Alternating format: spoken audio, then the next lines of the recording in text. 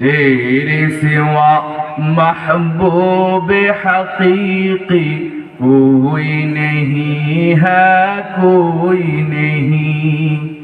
तेरे सिवा मौजूद हकीकी कोई नहीं है, कोई नहीं। यादों में तेरे सबको बुला दूं, कोई ना मुझको याद रहे। सब खुशियों को आग लगा दूं, खाना दिल आबाद रहे। अब तो रहे बस दादम आखिर विरद जुबा आए मेरे इलाहा, ला इलाहा इल्लल्लाह, ला जोरे जोरे ला इलाहा इल्लल्लाह, ला इलाहा इल्लल्लाह, ला इलाहा इल्लल्लाह, ला इलाहा इल्लल्लाह, ला इलाहा इल्लल्लाह मुहम्मदुर रसूलुल्लाह সাল্লাল্লাহু আলাইহি ওয়াসাল্লাম। যদিও মোদের পথে পথে জল বিছানো শত, তুমি প্রভু থাকলে সাথে চিন্তা নাহি তত। যদিও মোদের পথে পথে জল বিছানো শত, তুমি প্রভু থাকলে সাথে চিন্তা নাহি তত। मायूस न हो अहले ज़मीन अपने खता से, तकदीर बदल जाते हैं मुझ तर्क दुआ से। पपी दपी बंदा मुड़ा निराश जे न হয়, তপ্ত মনে দুয়ার ফুলে তকদীর পাল্টায়। হাজিপুর পশ্চিম পাড়া তাওহীদে এলাহি জামি মসজিদ, হাজিপুর পশ্চিম পাড়া তালজাঙ্গা তারাইল কিশোরগঞ্জ এর উদ্যোগে 16তম তাফসীর ইসলামী মহাসম্মেলন।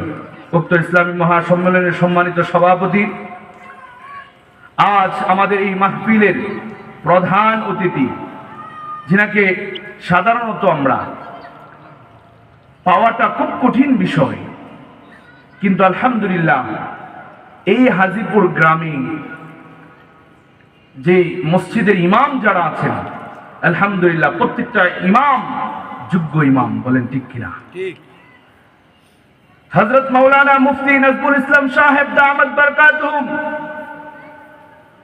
তিনি আলহামদুলিল্লাহ তালজাঙ্গা ইউনিয়নের মধ্যে একজন ইমামের মধ্যে একজন ইমাম। আলহামদুলিল্লাহ, এই জন্য আপনাদের গর্ব, তিনার শ্রম মেহনত এই এলাকাতে রয়েছে, ঠিক না বেটি? আল্লাহ তাআলা তিনার এই মেহনত শ্রমকে কবুল আর মঞ্জুর করুন, সকলে বলেন আমিন। আজকে যিনি প্রধান অতিথি আসতেছেন, হযরত মাওলানা আব্দুল বাসেত খান সিরাজি দামাত বরকাতুহুম, হযরত মসজিদে বসা, তিনি যথাসময় আমার পরে আলোচনা করবেন, আসবেন।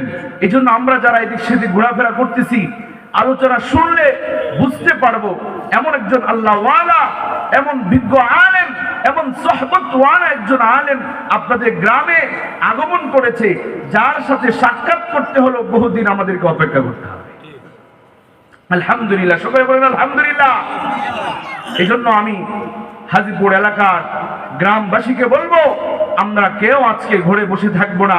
চিন্তা করতেছি খানা খেয়ে আসবো, চিন্তা করতেছি একটু বিশ্রাম করে আসবো, কিন্তু আপনাদের মেইন আলোচক যিনি, সব সময় মন চাইলে যাকে ইচ্ছা তখনই মন মতো পাওয়া যায় না, কি বলেন?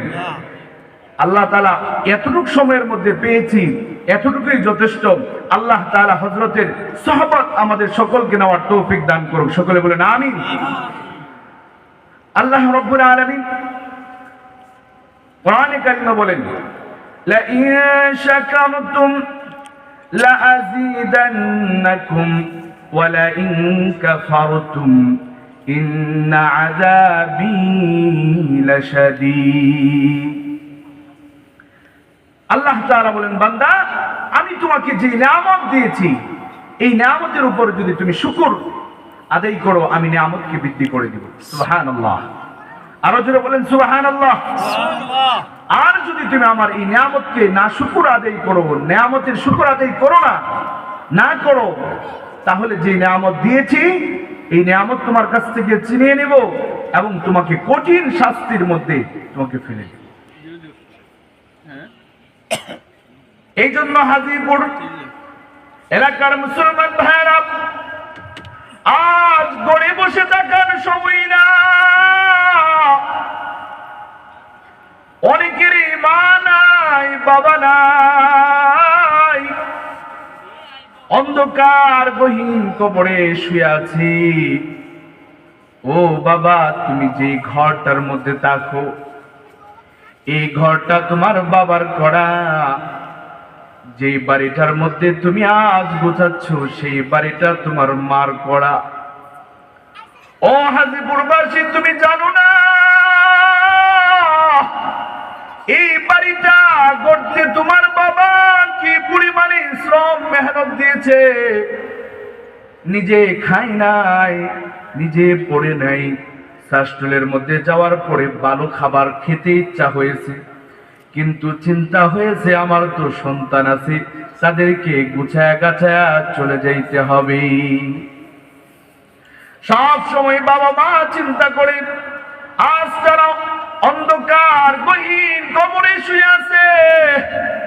ও হাজীপুরবাসী শুনো, কবরের পাশ দিয়া যখন তুমি যাও তোমার বাবা ডাক দিয়ে বলে, ও সন্তান দেখো না আজ আমি কবরে শুয়ে আছি, আজ দেখো না আজ বড় কষ্টের মধ্যে বিপদে আছি, তোমার ফিকির করতে করতে আমি নামাজ ছেড়ে দিলাম, তোমার জন্য সংসার ঘটতে গিয়া আল্লাহর গোলামি ছেড়ে দিয়েছি, নামাজ পড়ি নাই, কোরআন তেলাওয়াত করি নাই, সারাদিন ব্যবসা বাণিজ্য নিয়ে ব্যস্ত ছিলাম, একমাত্র সন্তান তোমার জন্য সব করলাম। ও সন্তান, তোমার জন্য ব্যাংকে টাকা রাখলাম, তোমার জন্য জমিন কিনে রেখে আসলাম, আমি আজ শূন্য হয়ে 3.5 হাত মাটির ঘরে আমি শুয়ে আছি। সন্তান তুমি আমার পাশ দিয়া যাও, জানো না আজ বড় কঠিন অবস্থায় আমি শুয়ে আছি, তুমি আমার জন্য একটু দোয়া করো, কান্নাকাটি করো। আজ হাজীপুরে এই মাহফিল হচ্ছে, এই মাহফিলে আসে ওলামায়ে কেরাম আসবে, বুজুর্গ আলেমরা আসবে। যদি আজকে এখানে তুমি আমার জন্য দোয়া করো, 2টা চোখের পানি ফেলাও, এর উসিল্লা করে মালিক আমাকে মাফ করে দিবে। এই জন্য হাজীপুরবাসী অনেকেরই মা নাই, মা বড় কত আপন, মার মতো এমন আপন আর কেউ নাই দুনিয়ার মধ্যে। ভালোবাসার মানুষ একজন, যার নাম হলো মা, তার বিকল্প আর কিছুই হতে পারে না। অনেক দিন হয়ে গেছে মাকে কবরে রাইখে আসলা, যে মা তোমাকে 1 সেকেন্ড না দেখলে কলিজা ফুটতো, কলিজা বলে এমন আঘাত পেতো, 1 সেকেন্ড না থাকলে তোমার জন্য পাগল পড়া হয়ে যেত। নিজ হাতে মাকে কবরে রাইখে আইসা ও পাষাণ হৃদয়ওয়ালা আজ এই অন্ধকার কবরে ঘুমাইতেছে মা বলে, সন্তান তুমি এদিক দিয়ে চলে যাও, তোমার জন্য ফিকির করতে করতে আমার আসর চলে গেছে, বলে তোমার খানা পিনা খাওয়াইতে খাওয়াইতে এশার চলে গেছে, তুমি প্রস্রাব করে দিছো, জামা কাপড় গোসল করতে হবে, পরিবেশ নাই, ফজর চলে গেছে। তোমার ফিকির করতে করতে চিন্তা করতে করতে আজ আমি শূন্য হয়ে, মৃত্যুর সময় শূন্য হয়ে অন্ধকার কবরে আসলাম। বাবারে আজ কবরে বড় বিপদে আছি, তোমার জন্য 10 মাস 10 দিন গর্ভে ধারণ আমি করেছি, আজ বড় বিপদে আছি, দয়া করে তুমি আমার জন্য একটু কান্নাকাটি করো। ও হাজীপুরবাসী, ও হাজীপুরের যুবকরা, কার মা নাই, মুরব্বী বাবারা কার মা নাই, মার জন্য আজ এখানে দোয়া হবে, কান্নাকাটি হবে, মার জন্য একটু দোয়া করো। আল্লাহ তাআলা তোমার 2 হাত উত্তোলন করার কারণে তুমি 2 ফোঁটা চোখের পানি যদি আল্লাহর কাছে মার জন্য ফেলতে পারো, মা বাবার কবরে আযাব আল্লাহ বন্ধ করে দিবি। দুনিয়াতে ভালোবাসার মানুষ একজনা, যার পায়ের নিচে জান্নাত আমার, সেই তো আমার মা। ঠিক না বেটে? দুনিয়াতে ভালোবাসার মানুষ একজনা, যার পায়ের নিচে জান্নাত আমার, সেই তো আমার মা। ও 10 মাস 10 দিন গর্ভে ধারণ করেছেন যিনি, প্রসবের যন্ত্রণাতে ছটফট করলেন তিনি, ওরে সেই মায়ের কষ্টের ঋণ, ওরে সেই মায়ের কষ্টের ঋণ শোধ দিতে পারবো না, যার পায়ের নিচে জান্নাত আমার, সেই তো আমার মা। যার পায়ের নিচে জান্নাত আমার, সেই তো আমার মা। ঠিক না বেটি? এই জন্য যুবকরা, আমি এলাকার মুরব্বীদেরকে বলবো, কেউ বসে থাকবেন না, সকলে মাহফিলে চলে আসুন ইনশাআল্লাহ। আজকের এই দোয়ার বদলতে মা বাবা যারা কবরে আছে, আল্লাহ তাদেরকে মাফ করে দিবেন। রাসূল বলেছেন, সন্তান যদি মা বাবার জন্য দোয়া করে 2 ফোঁটা চোখের পানি পালায়, আল্লাহ তাআলা সেই দোয়াকে ফিরিয়ে দেয় না। অবশ্যই অবশ্যই সেই দোয়াকে আল্লাহ তাআলা কবুল আর মঞ্জুর করে নেয়। আল্লাহ তাআলা আমাদের সকলকে মা বাবার জন্য দোয়া করার তৌফিক দান করুক। সকলে বলেন আমিন। আমি